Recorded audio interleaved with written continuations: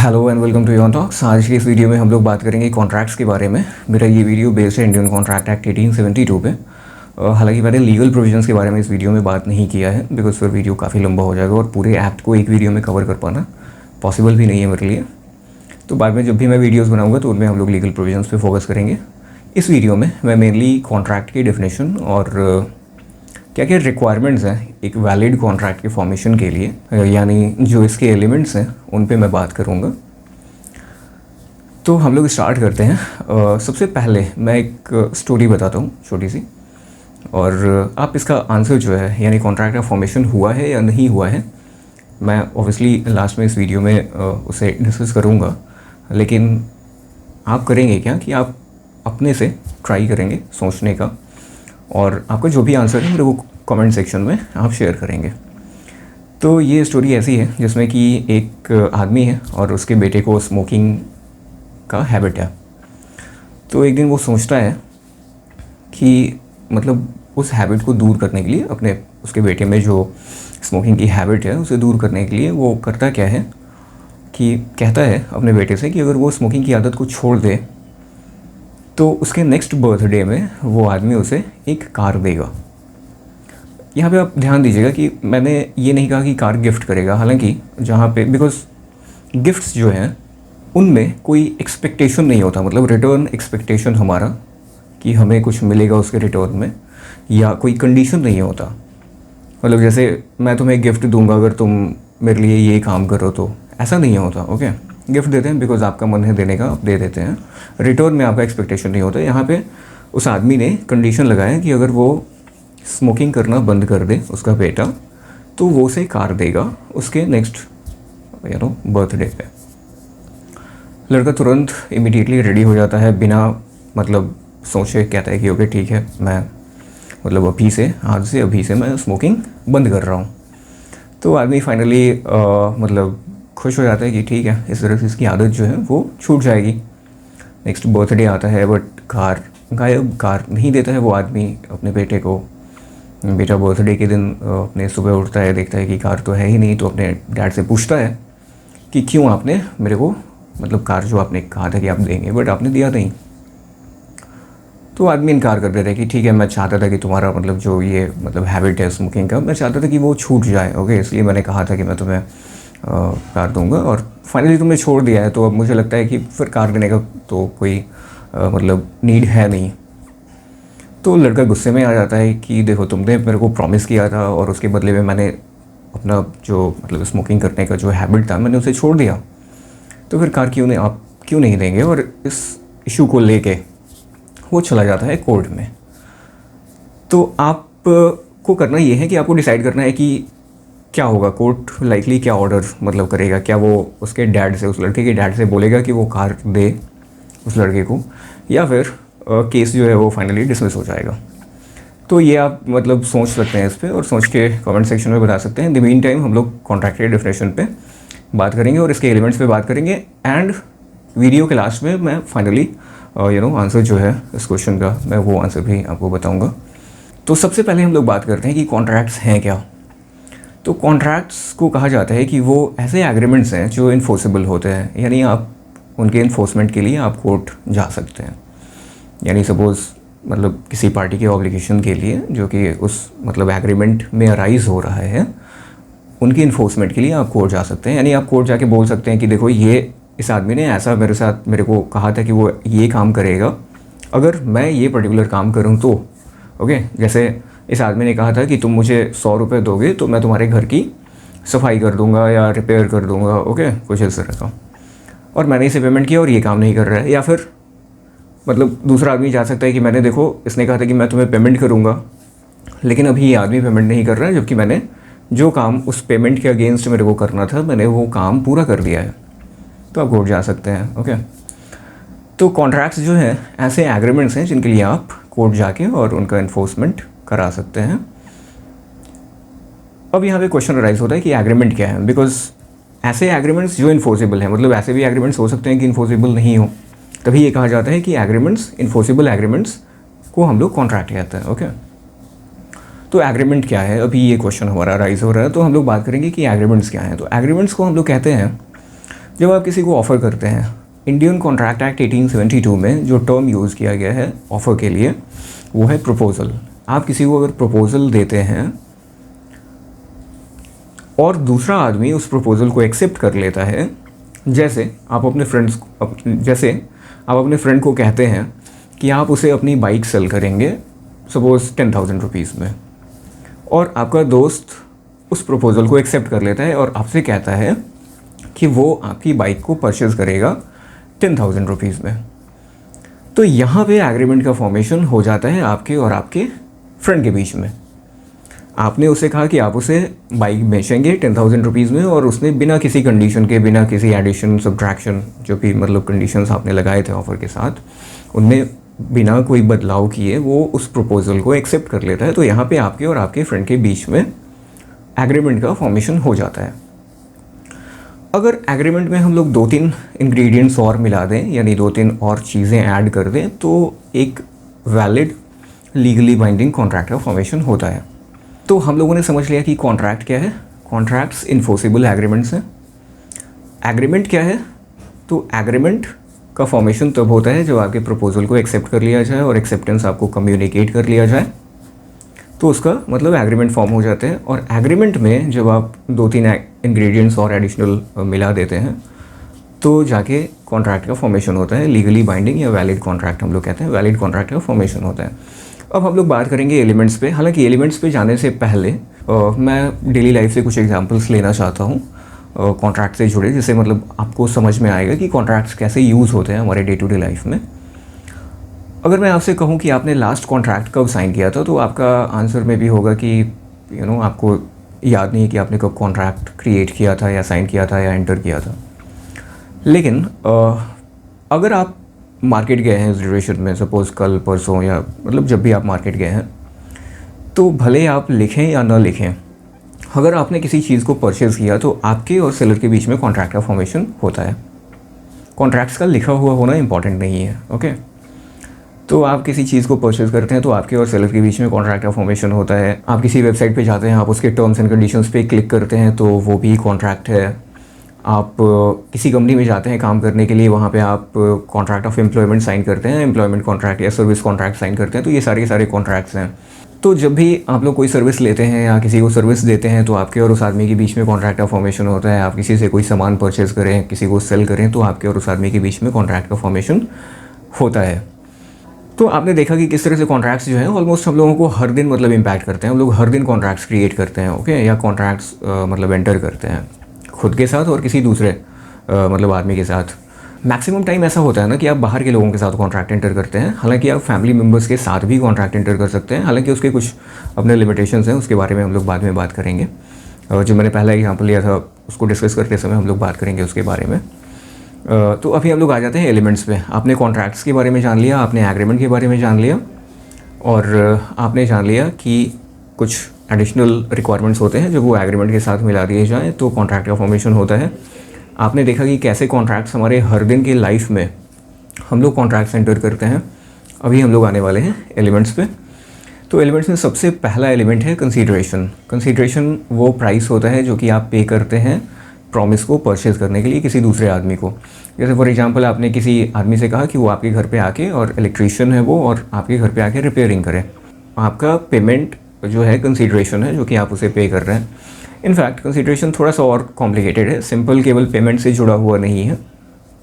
हालांकि पेमेंट भी मतलब उसमें हम लोग इंक्लूड करते हैं। आप अगर कोई भी चीज़ देते हैं रिटर्न में प्रॉमिस के बदले, तो वो हम लोग कंसीडरेशन, जिसका कुछ वैल्यू हो, मतलब कंसीडरेशन कहने का मतलब वो चीज़ जो कि आप देते हैं प्रॉमिस के बदले जिसका कुछ वैल्यू हो, वो रुपए, मतलब वो रुपए हो सकते हैं, वो आपका फिर मतलब कोई दूसरा सर्विस हो सकता है। आपके घर पे कोई आदमी आता है, वो कहता है कि मैं तुम्हारे लिए ये काम कर दूंगा, तुम मेरे लिए ये काम कर दो, तो वहाँ पे भी कंसीडरेशन वो आपने जो ऑफ़र किया उसका कुछ सर्टेन वैल्यू था, तो हम लोग कहेंगे कि वहाँ पे कंसीडरेशन एग्जिस्ट करता है। तो कंसीडरेशन कहने का मतलब केवल और केवल रुपए से जोड़ के हम लोग नहीं देख सकते। कोई भी चीज़ आप देते हैं जिसका कोई वैल्यू हो, ओके, कितना वैल्यू हो इस पर कोर्ट कभी नहीं जाता, इस पर क्वेश्चन नहीं उठाता कोर्ट। कंसीडरेशन होना चाहिए किसी भी वैल्यू का, बट होना चाहिए।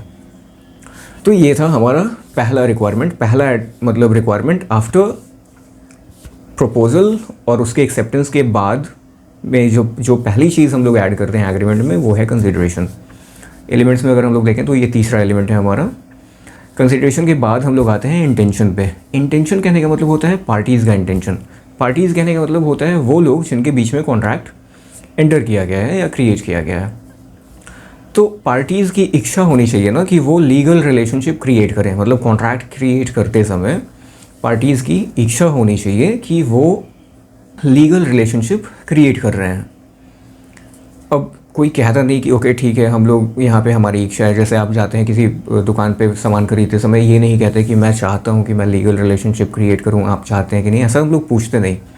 तो वहाँ पे कोर्ट्स जो है ना उसे मतलब ये कर लेते हैं, क्या कहते हैं हम लोग उसे इम्प्लाई कर लेते हैं कि अगर आपने पेमेंट किया है, आप गए, आपके पास बार्गेनिंग पावर दोनों ही पार्टीज़ को ऑलमोस्ट लगभग बराबर है और आपने पेमेंट किया है, कंसिडरेशन एग्जिस्ट करता है, तो वहाँ पे कोर्ट जो है ना जनरली कहता है कि कमर्शियल ट्रांजैक्शन में इंटेंशन होता ही होता है। ओके, कुछ ऐसे सर्कमस्टांसेस हैं जहाँ पे कि इंटेंशन को मतलब इम्प्लाई नहीं किया जा सकता है। जैसे फॉर एग्जांपल अगर पार्टीज़ ने क्लियरली कॉन्ट्रैक्ट में लिख लिया कि हम लोग नहीं चाहते कि ये कॉन्ट्रैक्ट मतलब हम लोग नहीं चाहते कि ये एग्रीमेंट जो है उसके मतलब थ्रू हम लोग लीगल रिलेशनशिप क्रिएट करना नहीं चाहते, तो उस समय कोर्ट जो है ना उसे फिर मान लेगा कि आपका इंटेंशन नहीं था क्लियरली, मतलब ये अगर प्रोवाइड किया गया है कॉन्ट्रैक्ट में। तो अदरवाइज़ कोर्ट जो है वो ऐसा मान के चलेगा ना कि दोनों ही पार्टीज़ की इच्छा थी लीगल रिलेशनशिप क्रिएट करने की। हालांकि फैमिली वाले केसेस में जहाँ पे फैमिली एंड फ्रेंड्स के साथ आप एग्रीमेंट कर रहे हैं, कमर्शियल एग्रीमेंट की बात नहीं कर रहा हूँ। ओके, मैं बात कर रहा हूँ जैसे आपको पार्टी के लिए इन्विटेशन आया, आप पार्टी नहीं गए, तो क्या ऐसा होगा कि आपका फ्रेंड आपके पे केस फाइल कर दे? ऐसा नहीं होगा, बिकॉज फिर आपके और आपके फ्रेंड के बीच में कॉन्ट्रैक्ट का फॉर्मेशन हुआ ही नहीं। बिकॉज ये सोशल अरेंजमेंट्स की बात है, आप किसके पार्टी में जा रहे हैं, किसके बर्थडे में जा रहे हैं, वो आप पे डिपेंड करता है। ओके, हो सकता है कि आप जाएँ, आप नहीं जाएँ। और यहाँ पे यानी सोशल अरेंजमेंट के केसेस में लोगों का इंटेंशन कभी नहीं होता कि अगर तुम मेरे इन्विटेशन में नहीं आए, मतलब मेरी पार्टी में नहीं आए, तो मैं तुम्हारे ऊपर केस फाइल कर दूंगा। ऐसा किसी का इंटेंशन नहीं होता। अभी तक तो हम लोगों ने ऐसा कोई केस नहीं देखा है। तो इंटेंशन हमारा फोर्थ रिक्वायरमेंट है और दूसरा इंग्रेडिएंट है एग्रीमेंट में जो कि इम्पॉर्टेंट है ऐड करना। ओके, तो इस तरह से टोटल 4 एलिमेंट्स के बारे में आप जान गए। पहला है प्रपोजल, दूसरा है एक्सेप्टेंस। प्रपोजल प्लस एक्सेप्टेंस होता है agreement. Agreement plus consideration plus intention एक वैलिड कॉन्ट्रैक्ट होता है। मतलब एग्रीमेंट में जब आप कंसीडरेशन ऐड कर दें, जब आप इंटेंशन ऐड कर दें, तो आपको एक वैलिड कॉन्ट्रैक्ट मिलता है। आप बुक्स देखें कॉन्ट्रैक्ट लॉ पे, या फिर आप इनफैक्ट हमारा जो इंडियन कॉन्ट्रैक्ट एक्ट 1872 देखें, तो वहाँ पे आपको एडिशनल रिक्वायरमेंट्स भी मिल सकते हैं। जैसे लोग कहते हैं यानी जो स्कॉलर्स हैं, जो लीगल स्कॉलर्स हैं, वो कहते हैं कि रिक्वायरमेंट होता है कि अगर दूसरी पार्टी जो है ना वो जैसे आप किसी इंटॉक्सिकेटेड पर्सन के साथ कॉन्ट्रैक्ट नहीं कर सकते। इंटॉक्सिकेटेड कहने मतलब सपोज वो शराब मतलब किसी ने पिया हुआ है, तो आप उसके साथ कॉन्ट्रैक्ट नहीं कर सकते, बिकॉज उसकी कैपेसिटी नहीं है ना, वो फ्री डिसीजन नहीं ले सकता। उस कॉन्ट्रैक्ट से जुड़ा हुआ कोई भी डिसीजन लेने में वो सक्षम नहीं है। तो इसलिए हम लोग कहते हैं कि आप इंटॉक्सिकेटेड पर्सन के साथ कॉन्ट्रैक्ट एंटर नहीं कर सकते, आप 2-3 साल के बच्चे के साथ कॉन्ट्रैक्ट एंटर नहीं कर सकते, बिकॉज अगेन वो मतलब उसका पोजीशन जो है ना, उसकी कैपेसिटी वैसी नहीं है कि वो डिसीजंस ले सके। इसके बाद आप जैसे किसी अनलॉफुल पर्पस के लिए आप कॉन्ट्रैक्ट का फॉर्मेशन नहीं कर सकते। मतलब आप ये नहीं कह सकते कि तुम कार अगर मेरे लिए एक चोरी करके ले आते हो तो मैं तुम्हें 10,000 रुपये पे करूँगा, बिकॉज फिर वो आदमी अगर आपको पेमेंट नहीं करता है तो वैसे भी आप कोर्ट नहीं जा पाएंगे। हालांकि हमारा कॉन्ट्रैक्ट एक्ट कहता है कि आप ऐसे पर्पस को लेके आप कॉन्ट्रैक्ट का फॉर्मेशन मत कीजिए, बिकॉज फिर हम लोग मानेंगे कि कॉन्ट्रैक्ट एग्जिस्टेंस में है ही नहीं, उल्टे आपको चोरी में हो सकता है कि जेल भी जाना पड़े, तो खैर वो अलग बात है। तो ये सारी रिक्वायरमेंट्स हैं, ये सारे एलिमेंट्स हैं, आपको हमेशा याद रखने होते हैं और ये याद हो जाते हैं, आपको बहुत ज़्यादा रटने की ज़रूरत नहीं होती। पहला मैंने बताया ऑलरेडी, प्रपोजल, आप किसी को अप्रोच करेंगे कि देखो ये मेरे को काम चाहिए, दूसरा आदमी कहेगा कि ओके मैं करने को रेडी हूँ अनकंडीशनली, मतलब वो बिना कोई चेंज किए प्रपोजल में एक्सेप्ट कर ले। फिर कंसीडरेशन एग्जिस्ट करता हो, दोनों ही पार्टीज़ का इंटेंशन हो। अगर कमर्शियल एग्रीमेंट है तो फिर वहाँ पे इंटेंशन मतलब जब तक कि आप क्लियरली ये लिख न दें कि हम लोगों का इंटेंशन है कि हम लोग मतलब लीगल रिलेशनशिप नहीं क्रिएट करें, तभी जाके कोर्ट मानेगा ना कि ओके यहाँ पे लीगल मतलब रिलेशनशिप क्रिएट करने का इंटेंशन नहीं था। अदरवाइज कोर्ट मान लेगा कि हाँ यहाँ पे इंटेंशन था, बिकॉज कंसीडरेशन जो है ना वो अकेला ही काफ़ी पावरफुल एलिमेंट है। अगर आपने किसी को पेमेंट दिया है इसका मतलब कि आपका इंटेंशन था, अगर आपने किसी से मतलब एग्रीमेंट किया है कि हाँ आप मतलब सर्विसेज प्रोवाइड करेंगे और उसके बदले में आपने पैसा लिया है, तो इसका मतलब कि इंटेंशन था लीगल रिलेशनशिप क्रिएट करने का। इसके बाद आप कैपेसिटी ऐड कर सकते हैं, जैसा कि मैंने बताया आप ऐड कर सकते हैं कि अनलॉफुल पर्पज़ के लिए कॉन्ट्रैक्ट आप नहीं फॉर्म कर रहे हो। तो फाइनली हम लोग तो अभी हम लोग आ जाते हैं अपने पहले वाले केस पे। आदमी ने कहा था कि वो कार देगा और बेटे को कार नहीं मिलती है, तो वो चला जाता है कोर्ट। कोर्ट दोनों ही पक्षों को सुनने के बाद ये डिसाइड करता है कि आदमी को कार देनी चाहिए अपने बेटे को। तो आदमी थोड़ा सा सरप्राइज है कि क्यों, इसने तो मेरे लिए कुछ किया नहीं, तो मैं फिर कार क्यों दूँ। और तो इस पर कोर्ट जो है ना वो कहता है कि देखो तुम्हारे और तुम्हारे बेटे के बीच में कॉन्ट्रैक्ट का फॉर्मेशन हो जाता है। तो आदमी पूछता है कि हम लोगों ने तो मतलब कुछ ऐसा लिखा नहीं था कि हम लोग कॉन्ट्रैक्ट एंटर कर रहे हैं।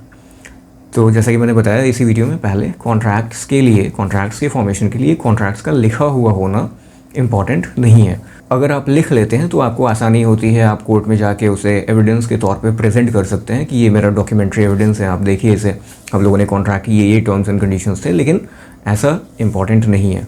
तो आदमी समझ गया कि ओके ठीक है कॉन्ट्रैक्ट का फॉर्मेशन हो गया था, बट कॉन्ट्रैक्ट के फॉर्मेशन के लिए तो और भी तो चीज़ें चाहिए, कंसीडरेशन कहाँ पे है। तो कोर्ट कहता है कि देखो कंसीडरेशन का कॉन्सेप्ट ऐसा है कि अगर तुम्हारे बेटे ने ये प्रॉमिस किया कि वो अपने किसी लीगल अधिकार को यानी अपने राइट को छोड़ देगा, सेल्फ कंट्रोल करेगा, तो भी हम लोग उसे कंसीडरेशन मानेंगे। देखिए यहाँ पे उसने कोई रुपया नहीं पेमेंट किया था कार के लिए, कोई पैसा नहीं दिया था। उसने किया क्या था कि अपने आप पे कंट्रोल, उसने अपने हैबिट को, जो स्मोकिंग का हैबिट था उसे दूर करने के लिए खुद पे कंट्रोल उसने किया था। तो कोर्ट ने कहा कि देखो इसने चूँकि कंट्रोल किया, अपने लीगल राइट को उसने छोड़ दिया, तो हम लोग मानेंगे कि इसने कंसीडरेशन पे किया। तो फिर कहता है कि इंटेंशन, तो अगेन हम लोग आ जाते हैं, जैसा कि इंटेंशन का कॉन्सेप्ट मैंने बताया, जब तक कि मतलब कोर्ट्स जो है ना वो करते क्या है, इम्प्लाई कर लेते हैं बेस्ड ऑन कंसीडरेशन। तो आदमी कहता है कोर्ट कहता है कि हम लोगों ने इंटेंशन को यहाँ पे आप दोनों के बीच में, कि आप दोनों की इच्छा थी कि आप लीगल रिलेशनशिप क्रिएट करें, हम लोगों ने इसे इम्प्लाई कर लिया। एंड फाइनली कोर्ट ने कहा कि देखो यहाँ पे प्रपोजल है, प्रपोजल है, एक्सेप्टेंस है, ऑफर एंड प्रपोजल दोनों सेम ही टर्म है। तो एक्सेप्टेंस है एंड कंसीडरेशन है और इंटेंशन है, ये चारों चीज़ें हैं। आपके बेटे की कैपेसिटी भी है, मतलब वो समझने के लायक है, इस एज का है कि वो कॉन्ट्रैक्ट्स साइन कर सके, कॉन्ट्रैक्ट्स एंटर कर सके। वो इंटॉक्सिकेटेड नहीं था, मतलब ऐसा नहीं था कि वो पिया हुआ हो। ओके, अच्छी समझ रखने वाला आदमी है, मेंटली फिट है। इसके बाद वो मतलब अनलॉफुल पर्पज़ के लिए आप लोगों ने कोई कॉन्ट्रैक्ट का फॉर्मेशन, जो ऑब्जेक्ट है वो अनलॉफुल नहीं है, तो हम लोग मानते हैं कि यहाँ पे कॉन्ट्रैक्ट का फॉर्मेशन हो गया था। और इसीलिए हम लोगों ने, यानी कोर्ट कहता है कि हम लोगों ने ऑर्डर किया है कि आपको कार अपने बेटे को देनी चाहिए। तो होपफुली आपको आंसर भी पता चल गया। अगर आपको जानने को मिला, सीखने को मिला कॉन्ट्रैक्ट्स के बारे में, तो आप अगर नए हैं इस चैनल पे तो सब्सक्राइब कीजिए और अपने दोस्तों के साथ भी शेयर कीजिए। हेलो एवरीवन, आज की इस वीडियो में हम लोग बात करेंगे कॉन्ट्रैक्ट्स के बारे में। पीछे कुत्ते भौंक रहे हैं। तो एनीवे, आज की इस वीडियो में हम लोग बात करेंगे इंडियन कॉन्ट्रैक्ट एक्ट 1872 के बारे में। हेलो एवरीवन, आज की इस वीडियो में हेलो एंड वेलकम टू योन टॉक्स। आज की इस वीडियो में हम लोग बात करेंगे कॉन्ट्रैक्ट्स के बारे में।